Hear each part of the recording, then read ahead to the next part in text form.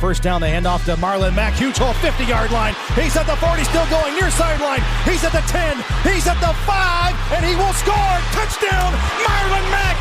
Touchdown, INDY.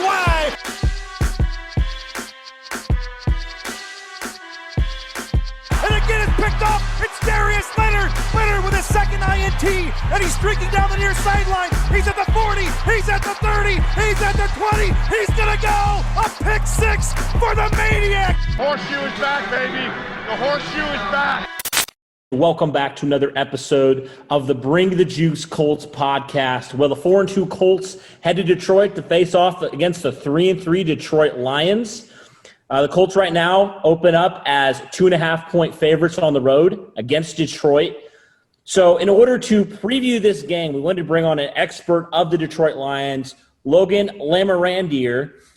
He covers the Detroit Lions in the NFL draft as a writer for Sports Illustrated AllLions.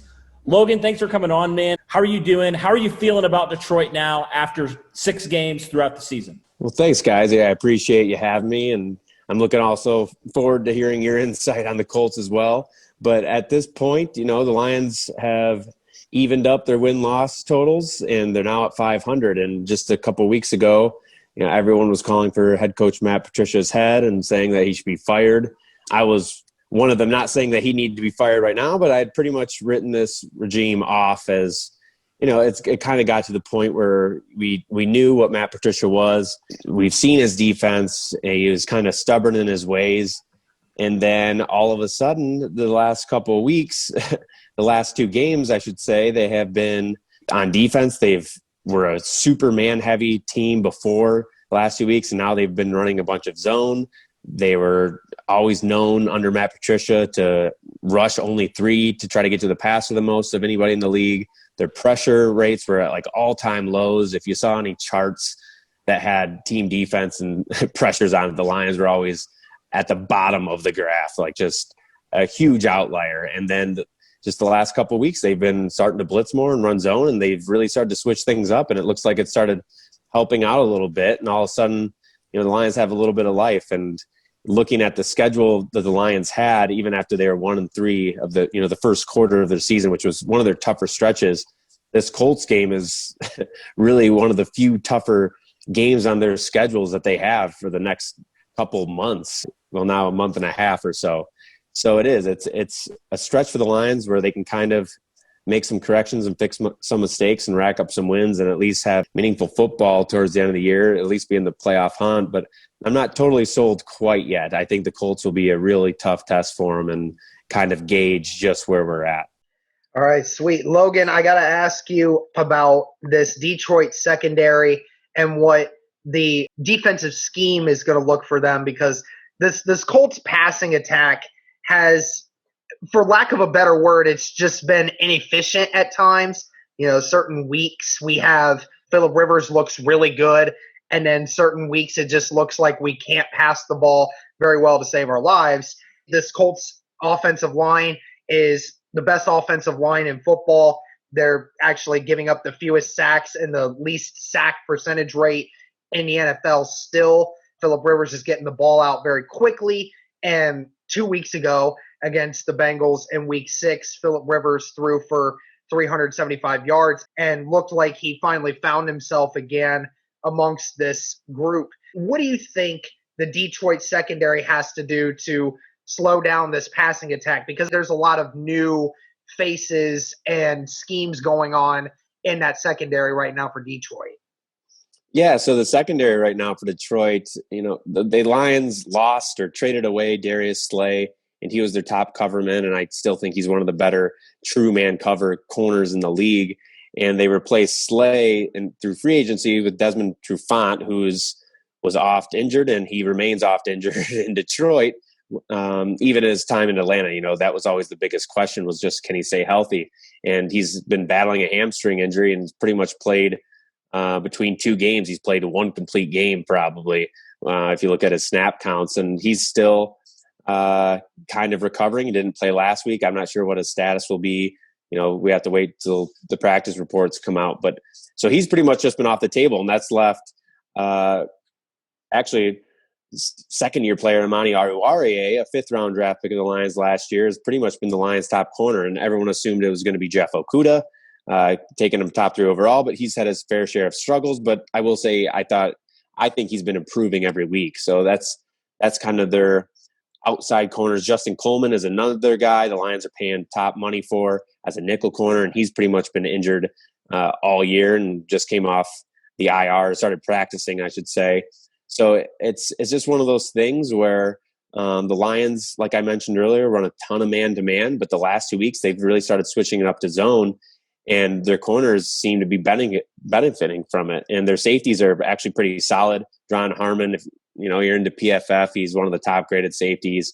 He's just their true deep safety, middle-of-the-field guy, plays almost all the snaps. You have Tracy Walker, who is kind of the jack-of-all-trades guys who will line up in the box, in the slot, cover the tight ends, just does everything. And then J-Ron Curse, who's back from suspension after serving 3 games, being suspended, he came back and he's kind of been the third safety. The Lions run a ton of 3 safety sets. They use that third safety. J-Ron Curse is 6'4", almost 220 pounds. So he's basically a small linebacker, but he does have some decent coverage chops. So I really thought the Lions were going to get chopped up pretty good against Atlanta last week, with Julio Jones and Ridley and Matt Ryan, who's, he's had his struggles, but he's done decently well this year. So I don't know which Lions team you're going to get. I guess the one that were showing up at the beginning of the year that couldn't stop anyone, or the one that's playing a lot better and playing a lot more zone the last couple of weeks.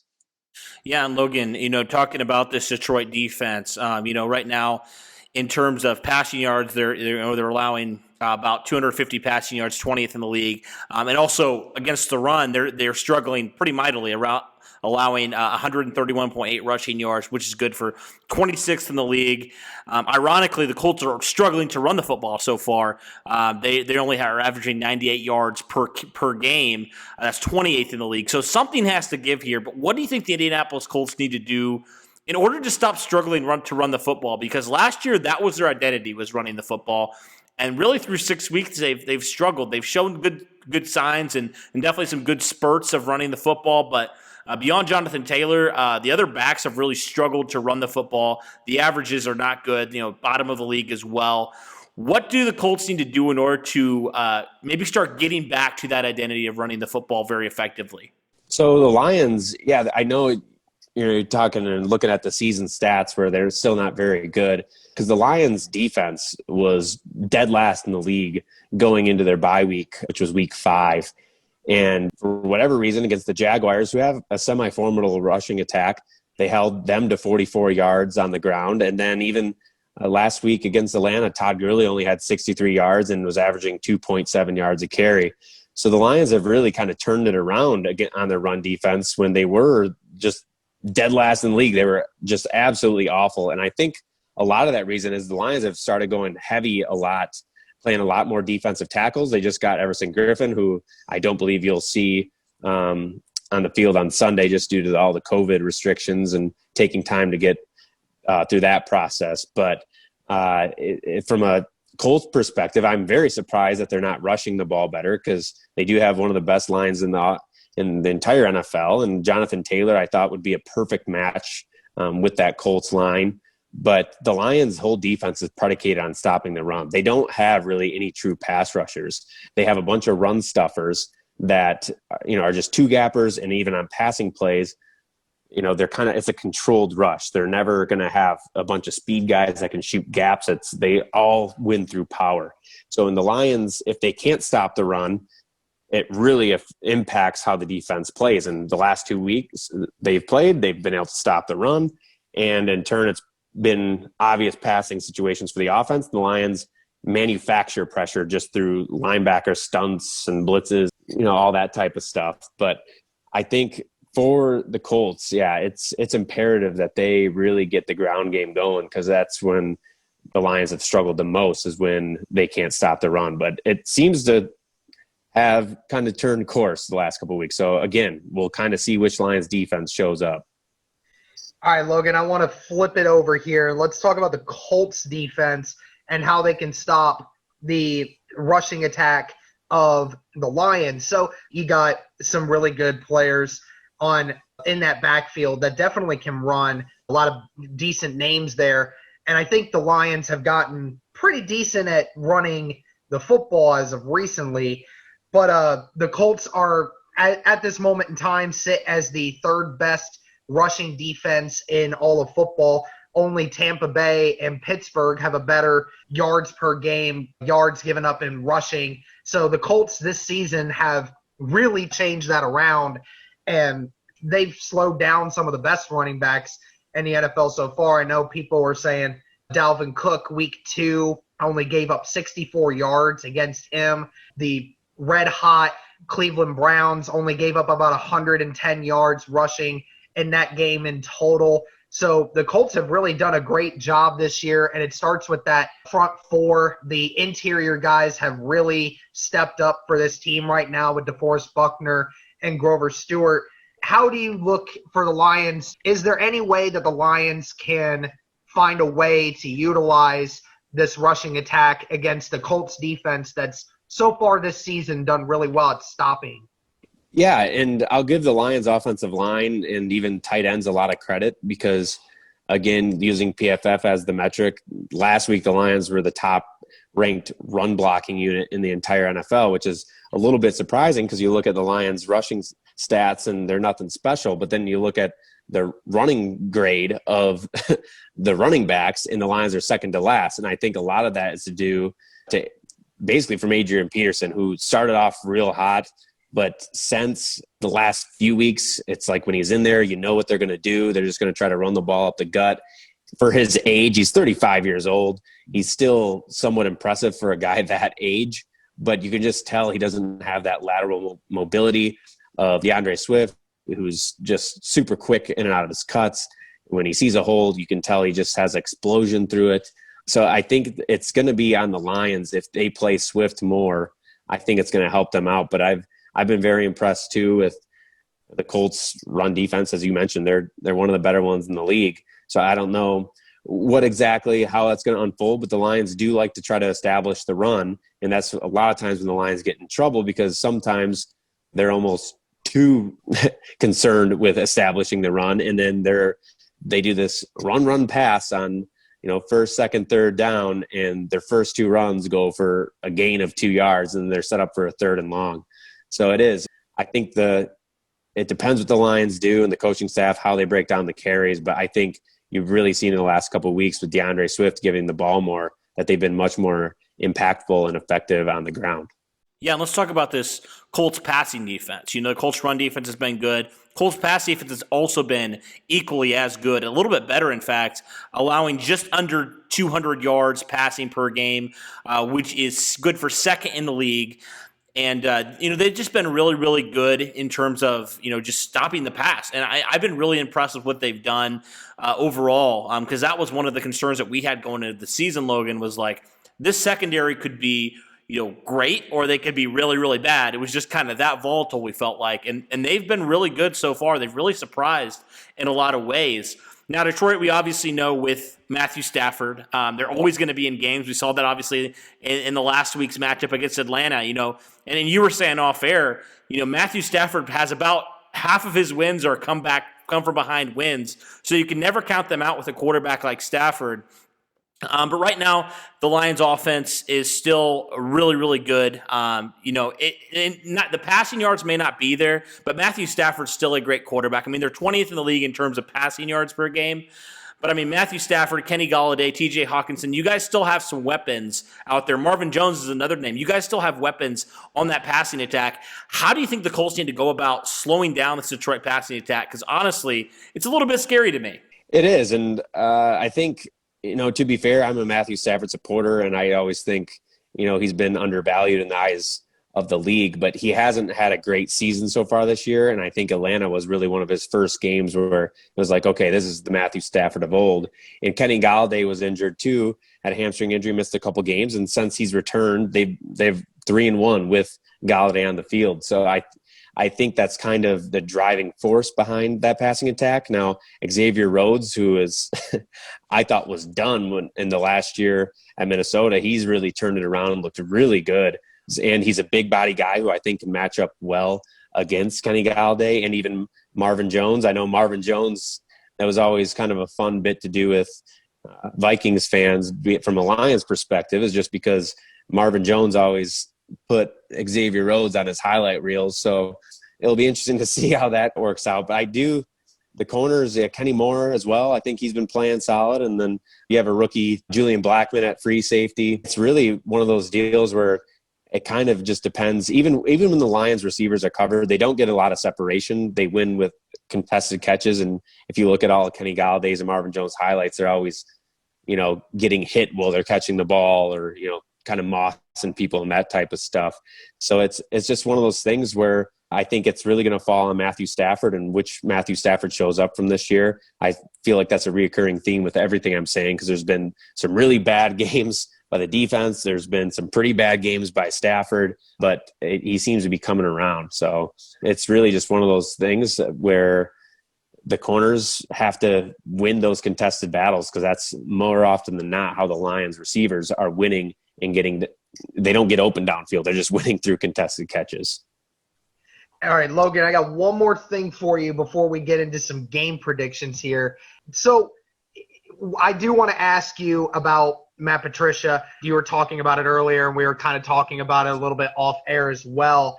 What has he done? How has he been able to get this team prepared? Colts fans will take pride in knowing that Frank Reich, since being the head coach, has not lost a game after a bye week. So he normally does a really good job of getting this Colts team prepared on the weeks where they get extra time. And not to mention, the Colts are expected to be about as healthy after this bye week as they've been almost all season. So, you're coming into this, and the Colts are going to have an extra week to prepare for the Lions, and they're going to be back to being healthy. Darius Leonard's going to be back. Michael Pittman, our rookie wide receiver, is probably going to be back. So how confident are you and Coach Patricia to get this team prepared after just a emotional win against Atlanta? And, what do you expect him to try to do to get them prepared?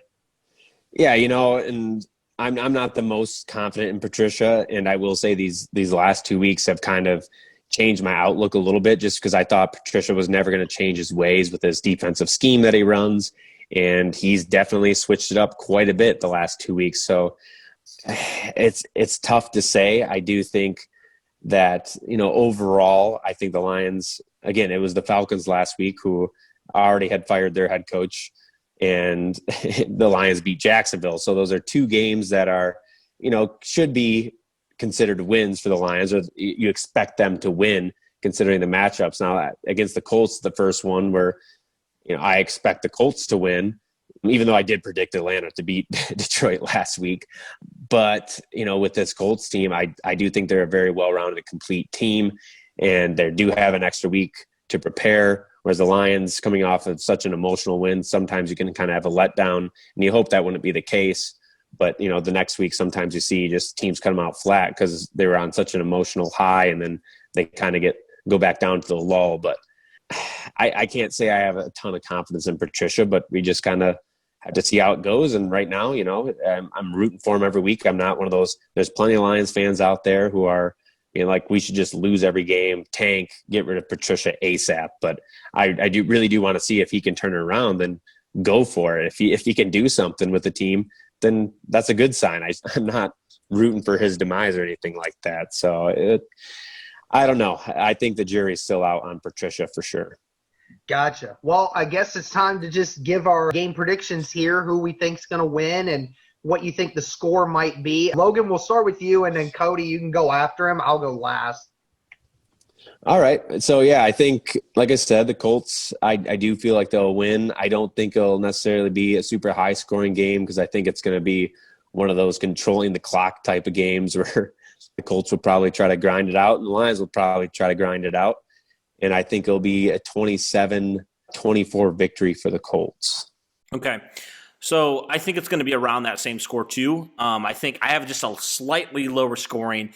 I have the Colts winning 24-17 against the Lions. I think this Colts defense has proved, especially in the second half. I mean, gosh, the last two games they played, they'd allowed 6 total points combined in the second half, which is absolutely crazy. So I do think it's going to be maybe, in the first half, it's a little bit more of a high-scoring type of game early on, and then both defenses kind of settle in a little bit more, and then it's really, dictated by the trenches. And I think the Colts have one of the best offensive lines, one of the best defensive lines, and I think they're going to just prove it. I think that unit has been challenged in certain ways, especially the offensive line and running the football. The defensive line, obviously needs to get back to rushing the passer a little bit better. So I do think it's going to be a tough contested game because I do think the Lions are underrated. I think a lot of people aren't talking about them, and I'm never going to sleep on a quarterback like Matt Stafford. So for me, it's going to be one of those games that's kind of a grinder game, like you said, Logan. But I do think the Colts come out victorious. You mentioned it earlier, Derek. Frank Reich's record off a bye is just incredible. So I'm going to go with that score, 24-17 Colts. I'll probably go 31-21 Colts. I think that in the first half, like you said, Cody, that I think that the offenses are going to get off to a really hot start early. That wouldn't surprise me at all because, I think that the Lions are going to put up some points. Just Kenny Golladay is a special player, very good wide receiver. And we saw against Cleveland that even with great defense, that sometimes you just get unfortunate luck when it comes to that. But I think that's just what Kenny Golladay does. And, he's that special of a player. I think both teams will start out, with some scores very early. And then, like you said, Cody, the defenses will start to figure it out. But I think the Colts defense is just more of a defense that will figure it out more down the road because of just the pieces that they have in position. So I think it's going to be a close game. I expect it to be a little bit more high scoring. So I'm going to go 31-21 Colts. Awesome. Well, thank you, Logan, so much, man, for coming on, talking Colts Lions. And like I tell every single person who comes on to this podcast, we wish you luck, but, man, not too much luck. I know. I was just trying to think through in my head, like, how should I say this? Good luck, but yeah, just I'm hoping it's something different than the luck I'm giving you. So I'm not trying to be rude. Yeah, no, I totally get that. I feel the same way. So, ultimately, I just want an entertaining game. Like, honestly, I just want an entertaining game. Those are a lot of fun. Not good for my blood pressure, but they're a ton of fun nonetheless. But, all righty, Logan, thanks for coming on, man. Appreciate it. And, we'll have to do it again soon if our teams ever match up again. For sure. I appreciate it, guys. Have a good one.